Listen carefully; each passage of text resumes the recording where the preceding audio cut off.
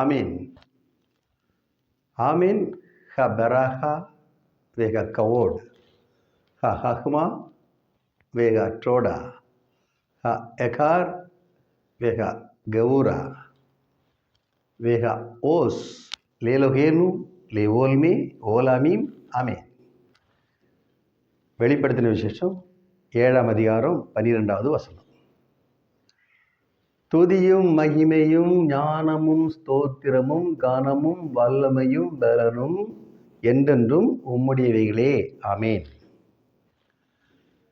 ஷமா இஸ்ராயேல் யாக் எலோகேனு யாக் யகட் யாகப்தா எத் யாக் எலோகேகா வெகால் லவோகா ஊ வெகால் நப்ஷேகா ஊ வெகால் மெவோடேகா ஆமேன்.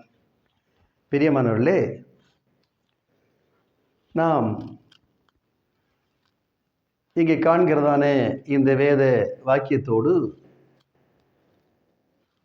சற்று சத்தியத்துக்குள் கடந்து செல்லும்படிக்கு நம் பிதாவானவர் தாமே தம்முடைய பரிசுத்த ஆவியினாலே யேசுவா மசியா என்கிற தம்முடைய நாமத்தாலே நம்மை நேராய் வழிநடத்துவாராக. அவருடைய பரிசுத்தமுள்ள நாமத்துக்கு இப்பொழுதும் எப்பொழுதும் சதா காலங்களிலும் துதியும் கனமும் மகிமையும் ஸ்தோத்திரமும் உண்டாவதாக ஆமீன். நான் வாசிக்கலாம்.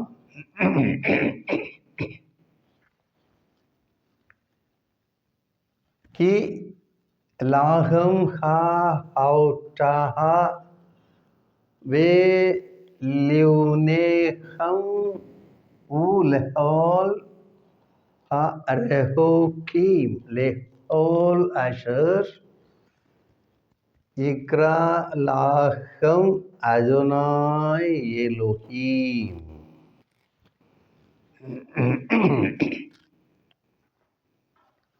நாம் அறிந்திருக்கிறதான ஒரு வேதவசனம்.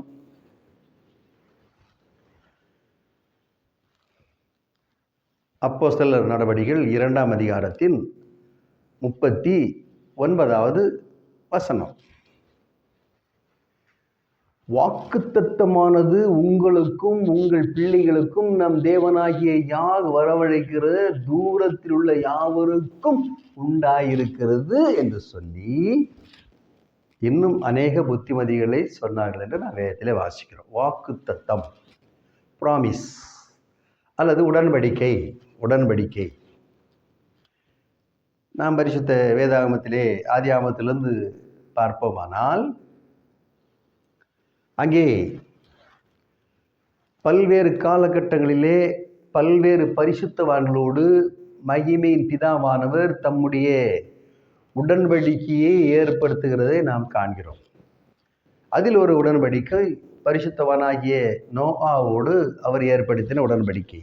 இனி நான் ஜலத்தினாலே இந்த ஜனங்களை அழிக்கப் போவதில்லை, அழிக்க மாட்டேன். அப்படி ஜலம் பெருக்கெடுக்கும் பொழுது எனக்கும் உங்களுக்கும் உடன்படிக்கையை நினைவு கூறும்படிக்கு வானத்திலே மேகத்திலே வானவில் தோன்றும். அதை கண்டு நான் என் அந்த அழிவிலிருந்து உங்களை காக்கும்படிக்கு கிருபை செய்வேன். ஆக இப்படி அநேக வாக்குத்தத்தங்கள். இங்கே ஒரு வாக்குத்தத்தத்தை கொடுத்தார். என்ன வாக்குத்தத்தம்? வாக்குத்தத்தமானது உங்களுக்கு உங்கள் பிள்ளைகளுக்கும் நம் தேவனாகிய யார் வரவழைக்கிறதான தூரத்தில் உள்ள எவருக்கும் உண்டாயிருக்கிறது. அது என்ன? அதைத்தான் நாம் 1 யோகனான் 2ஆம் அதிகாரம் 25ஆம் வசனத்திலே வாசிக்கிறோம். நித்திய ஜீவனை அருளுவேன் என்பதே அவர் நமக்கு கொடுத்திருக்கிற வாக்குத்தத்தம்.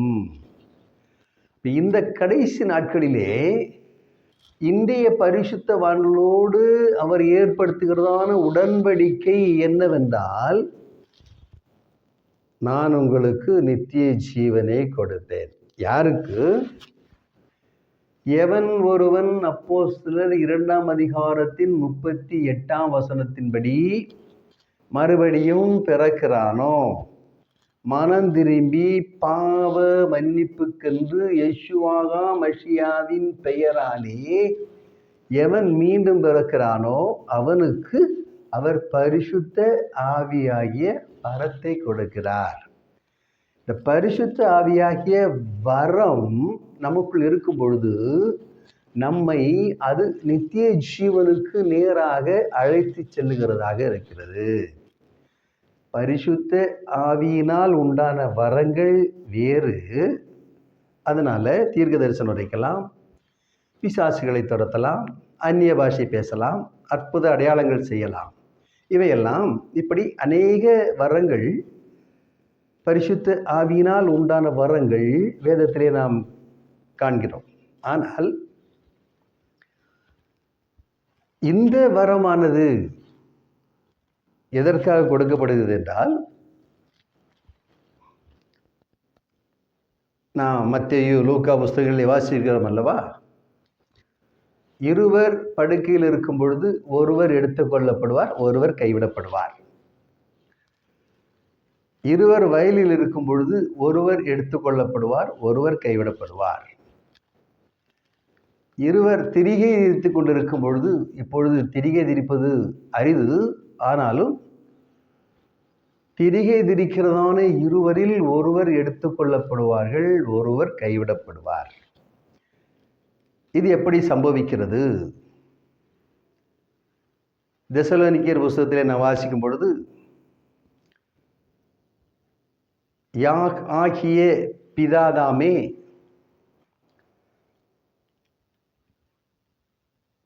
ஆரவாரத்தோடும் தேவ எக்காலத்தோடும் மேகமீதில் வருவார். அப்பொழுது மஷியாவுக்குள் மரித்தவர்கள் முதலாவது எழுந்திருப்பார்கள். யாரு? இந்த வரத்தோடு மரித்தவர்கள். எல்லாரும் முதலாவது எழுந்திருக்க முடியாது. ஒருவேளை இரத்த சாட்சியாக ஒருவர் மரிப்பாரானால் அவருடைய கணக்கு அவரிடத்தில் இருக்கிறது. அவரை ஏற்றுக்கொண்ட குழந்தைகள், பாவம் அறியாத குழந்தைகள் இருக்குமானால் அவருடைய கணக்கும் அவரிடத்தில் இருக்கிறது. ஆனால் நன்மை தீமை அறியத்தக்கதான வயதை உடைய ஒருவன் அல்லது ஒருவள் அப்போஸ்தலர் 2:38 தன்னை ஒப்பு கொடுக்காத பட்சத்தில் இந்த பரிசுத்த ஆவியின் வரம் அவர்களுக்குள் இல்லாதபடினாலே அவர்கள் என்ன செய்யப்படுவாங்க? பரிசுத்த ஆவி அவர்களை விட்டு போயிடும். எப்படி? பரிசுத்த ஆவி என்பது வரமாக கொடுக்கப்படுகிறது, இலவசமாக நாம் கேட்டும் பெற்றுக்கொள்ளலாம். நான் வேதத்திலே வாசிக்கும் பொழுது ஆண்டவராகிய யெகோவா மஷியா அந்த பூமியில் இருக்கும் பொழுது சொன்னார், ஒருவன் தன் பிள்ளைக்கு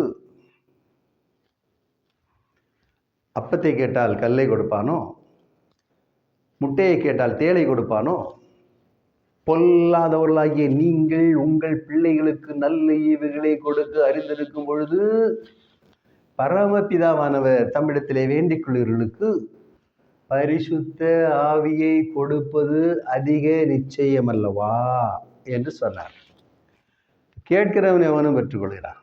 எல்லாரும் கேட்கலாம், யாரு வேணாலும் கேட்கலாம், என்ன பரிசுத்த ஆவி வேண்டும். ஆனால் பாவமற்ற வாழ்க்கை வேண்டும். அவர்கள் பாவமற்றவர்களாக இருக்க வேண்டும். கையில் பிராண்டி பாட்டில் வச்சுக்கிட்டு எனக்கு பரிசுத்த ஆவி கூடும் ஆண்டவரேன்னு சொன்னால் கொடுக்க மாட்டார். கையில் சிகரெட்டோடு போய் முழங்கால் படிட்டு அப்படி நான் பார்த்துருக்கிறேன். ஒருவர் பாக்கெட்டிலே சிகரெட் பாக்கெட் இருக்கிறது. ஒரு சபையிலே பரிசுத்த ஆவிக்காக ஜெபிக்க போகிறேன், முன்னால் வாருங்கள் என்று அந்த போதகர் சொல்லுகிறார். இவரும் போய் எனக்கு பரிசுத்த ஆவி வேண்டும் என்று பரலோகத்தை நோக்கி கேட்டுக்கொண்டு இருக்கிறார். எதேச்சையாக என் கண்ணில் பட்டது அவர் பாக்கெட்டிலே சிகரெட் பாக்கெட் இருப்பது. மனம் திரும்புதல் இல்லாமல் பாவ மன்னிப்பு இல்லை, இரத்த சிந்துதல் இல்லாமல் பாவ மன்னிப்பு இல்லை. எவன் ஒருவனுடைய பாவம் மன்னிக்கப்பட்டதோ அல்லது எவன் பாவங்களுக்கு தூரமாக இருக்கிறானோ அவனுக்கு அவர் பரிசுத்த ஆவியை கொடுப்பார். இப்போ பரிசுத்த ஆவி 2 விதங்களிலே செயல்படுகிறது. ஒன்று, நாம் கேட்டு பெற்றுக்கொள்வது, என கேட்கிறவன் எவனும் பெற்றுக்கொள்கிறான். 2, நமக்கு வரமாய் அவரால் கொடுக்கப்படுகிறது. அதைத்தான் யோகான் சொன்னார், நான் உங்களுக்கு ஜலத்தினாலே திருமுழுக்கு கொடுக்கிறேன், எனக்கு பின் ஒருவர் வருகிறார், அவருடைய பாத ரட்சையின் வாரை அவிழ்ப்பதற்கு நான் பாத்திரன் அல்ல. அவர் உங்களுக்கு பரிசுத்த ஆவியினாலும் அக்கினியினாலும் ஞானஸ்நானம் கொடுப்பார், திருமுழுக்கு கொடுப்பார், உங்களை மறுபடியும் பிறப்பிப்பார், மகிழ்விப்பார். அப்போ இந்த பரிசுத்த ஆவி எங்கேருந்து வருது? எல்லாம் நினச்சிட்டு இருக்கிறாங்க யாரோ ஒரு பிதா கொடுக்குறாரு, இல்லை எங்கோ பரலோகத்திலிருந்து வருகிறது, இல்லை அது எங்கிருந்தே வருகிறது தெரியவில்லை என்று. எனக்கு அருமையானவே நாம் புரிந்து கொள்ள வேண்டும், பரிசுத்த ஆவியை கொடுக்கும்படிக்கு அதிகாரமுள்ள ஒரே ஒருவர் யெஷுவா மசியா. யோகானுடைய புஸ்தகம் சுவிசேஷத்தில் 4 இடங்களில் சொல்லப்பட்டிருக்கிறது, அவர் பரிசுத்த ஆவியினாலும் அக்கினியினாலும் அபிஷேகிப்பார், ஞானஸ்நானம் கொடுப்பார் என்று. இன்னொரு சாட்சி, அவர் சீசர்களை அழைத்து அவர்கள் மேல் ஊதி என்று ஊதி பரிசுத்த ஆவியை பெற்றுக்கொள்ளுங்கள் என்று தம்முடைய பரிசுத்த ஆவியை அவர் வாய் வழியாக அவர்களுக்கு கொடுக்கிறார். அடுத்தவர் சொல்கிறார், சத்தியாவியாகி அவர் வரும்போது சகல சத்தியத்துக்கு வழிநடத்தார், பாவத்தை குறித்து நீதியை குறித்து நியாய தீர்ப்பு குறித்து கண்டித்து உணர்த்துவார்.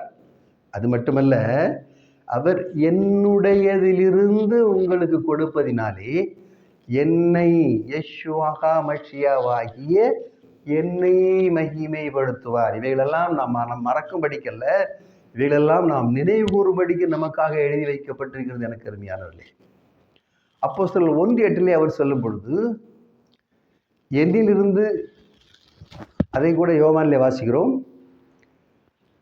பிதாவானவரால் அனுப்பப்படுகிறவரும் என்னிலிருந்து புறப்படுகிறவரும் ஆகிய பரிசுத்த ஆவி. எங்கிருந்து? யெஷுவா மசியாவிலிருந்து புறப்படுகிறவராகிய பரிசுத்த ஆவி. அதைத்தான் 1:8 திட்டவட்டமாக சொல்லிவிட்டார். பரிசுத்த ஆவி உங்களிடத்தில் வரும்பொழுது நீங்கள் பலனடைந்து எருசலேமிலும் யூதேயா முழுவதிலும் சமாரியாவிலும் பூமியின் கடைசி பரியந்தம் யாருக்கு? யெஷுவா மசியாவாகிய எனக்கு சாட்சிகளாயிருப்பீர்கள். இப்போ எவன் ஒருவன் யெஷுவா மசியாவுக்கு சாட்சியாக இல்லையோ அவனுக்குள்ளே இருக்கிறது பரிசுத்த ஆவி இல்லை என்பதை நாம் திட்டவட்டமாக புரிந்து கொள்ள வேண்டும். ஏனென்றால் ஒரு விஷயம், சென்னையில் இருக்கிறதா நாட்களிலே ஒரு சபையிலே இதே சம்பவம் தான். அந்த சிகரெட்டு பாக்கெட்டோடு ஒருத்தர் போய் பரிசுத்த ஆவி வேண்டும் என்று இருந்தார் அல்லவா? அப்பொழுது சிலர்கள் அநேகர் அங்கே வந்து பரிசுத்த ஆவிக்காக முழங்கால் படிட்டு இருந்தார்கள். அப்பொழுது ஒரு சிலர் கூவினார்கள், ஊ என்று கூவினார்கள், ஒரு சிலர் பாஷைகளை பேசினார்கள். நான் ஓரமாக முழங்கால் படியிட்டு ஜெபித்து கொண்டிருந்தேன். என்னிடத்திலே பரிசுத்த ஆவி சொன்னார், என் மகனே, இந்த பொல்லாத ஆவிகளுக்கு விரோதமாக நீ என் நாமத்தினாலே கட்டளையிட புறப்பட்டு போய் சொல்லி என்று சொல்லி நான் சொன்னேன், யெஷுவா மசியா. அப்பொழுது எனக்கு யெஷுவா மசியா என்கிற பெயர் அறிமுகம் இல்லை, தெரியாது. இயேசு கிறிஸ்துவின் நாமத்தினாலே பொல்லாத ஆவிகளே உங்களை கடிந்து கொள்ளுகிறேன் என்று சொன்னபொழுது எல்லாம் ஓலமிட்டன. நாம் புரிந்து கொள்ள வேண்டிய எனக்கு அருமையானவர்களே, ஆக வேத வாக்கியங்களின் ரகசியம் எப்பொழுது நமக்கு நம் மூலமாகவோ அல்லது யார் மூலமாவதாகவோ வெளிப்படுத்தப்படுகிறது என்றால் நாம் அதை அங்கீகரிக்க வேண்டும். அதுதான் தேவ சித்தம். அந்த தேவ சித்தத்தை, ஏனென்றால் விசுவாசம் கேள்வியினாலே வரும், கேள்வி அவருடைய வசனத்தினாலே வரும். வசனத்தினால் வருகிறதான பதிலுக்குள் நாம் எதிர்பார்க்கிற அந்த பதில் இருக்குமானால் நாம் ஏற்றுக்கொள்ள வேண்டும். எத்தனை பேர்கள் நித்தியத்துக்குள் பிரவேசிப்பார்கள் என்று நமக்கு தெரியாது. ஆனால் சத்திய வசனம் ஒன்றுதான், அது ஒரே வழியைத்தான் நமக்கு போதிக்கிறது. 100 வழியெல்லாம் இல்லை.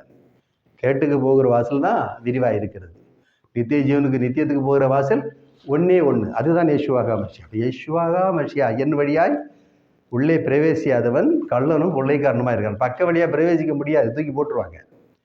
ஏனென்றால் கல்யாண விருந்தை குறித்து ஒரு ஓமையை சொல்லும்பொழுது அவர் சொல்கிறார், ஒருவன் கல்யாண வஸ்திரம் தரிக்காதவனாய் அந்த கூட்டத்துக்குள்ளே இருந்தான். அவனை பார்த்து அந்த அதிபர் கேட்கிறார், நீ எப்படி உள்ளே வந்தாய்? அதைத்தான் சாத்தான நம்மளை பார்த்து கேட்பான்.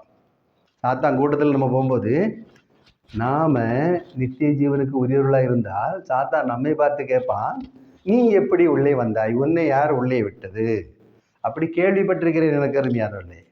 ஆகவே கடைசி நாட்களிலே இருக்கிறோம். வாக்கு தத்தமானது உங்களுக்கும் உங்கள் பிள்ளைகளுக்கும் நம்முடைய தேவனாகிய யார் வரவழைக்கும் தூரத்துள்ள யாவருக்கும் உண்டாயிருக்கிறது.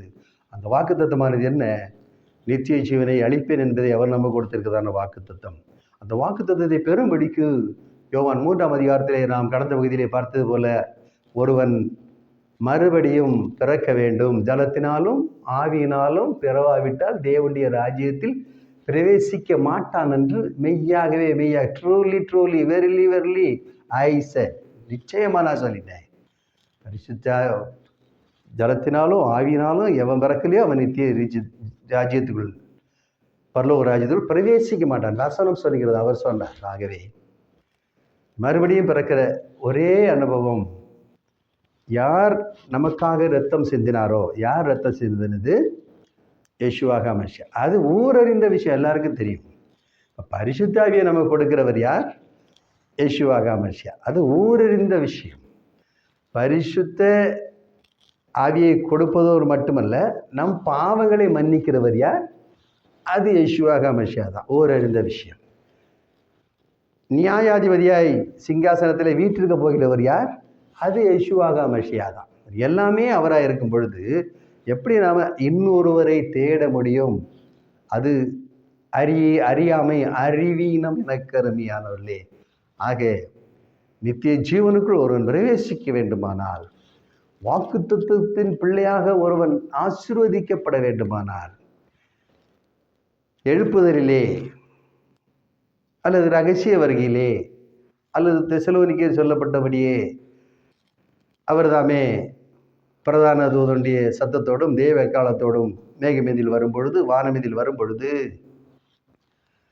அவரோடு நாம் கடந்து செல்ல வேண்டுமானால் ஒரே ஆப்ஷன், பரிசுத்த ஆவி என்கிறதான வரம் நமக்குள் இருக்க வேண்டும். அந்த வரம் நமக்குள் இருந்தால் மட்டுமே நம்மால் இந்த சரீரத்தை மறுரூபப்படுத்தி அவரோடு பிரவேசிக்கும்படிக்கு நமக்கு ஒரு ஆசீர்வாதத்தை நாம் பெற்றுக்கொள்ள முடியும், நம்மால் கடந்து செல்ல முடியும்.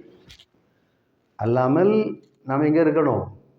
நம்ம சொல்லலாம், கர்த்தாவே கர்த்தாவே உம்முடைய நாமத்தாலே விஜாதிகளை துரத்தினோம் அல்லவா, நல்லது. அந்நிய பாஷை பேசணும் அல்லவா, அதுவும் நல்லது தான். அற்புத அடையாளங்களை செய்தோம் அல்லவா, சந்தோஷம்தான். ஆனால் அவர் சொல்லுவார், உங்களை ஒரு காலம் நான் அறியேன், அக்கிரம செய்கைக்காரராகிய இவர்களை கட்டி புறம்பான இருளிலே போடுங்கள். இதெல்லாம் வேத வசனம். என் வாயிலிருந்து புறப்பட்டது எதுவுமே என் சுயத்திலிருந்து இல்லை என்பதற்கு நானும் சாட்சி, வேதமும் சாட்சி, அதை நமக்கு தந்த பரிசுத்த ஆவியும் சாட்சி. எனக்கு அருமையான தேவனுடைய பிள்ளைகளே, 2-3 சாட்சிகளாலே எந்த காரியமும் நிலைவரப்பட வேண்டும் என்பது தேவ சித்தம். ஆக மனதிரும்புங்கள். பரலோக ராஜ்யம் சமீபிக்கவில்லை, நியாய தீர்ப்பு சமீபித்துக் கொண்டிருக்கிறது. நித்திய ஜீவனை அருளும்படிக்கு மகிமையின் பிதாவானவர் யேசுவா ஹமஷியா என்கிற பெயரோடு நம்மை சந்திக்கும்படிக்கு வந்து கொண்டிருக்கிறார். அது எந்த வேளையிலும் நடக்கலாம். ஏனென்றால் உலகத்திலே நிறைவேற வேண்டிய சகல காரியங்களும், சுவிசேஷங்களில் சொல்லப்பட்ட அத்தனை காரியங்களும் நிறைவேறிவிட்டது. நிறைவேற வேண்டியது ஒன்றே ஒன்று இருக்கிறது, அவர் வர வேண்டும், நாம் அவரோடு கூட செல்ல வேண்டும்.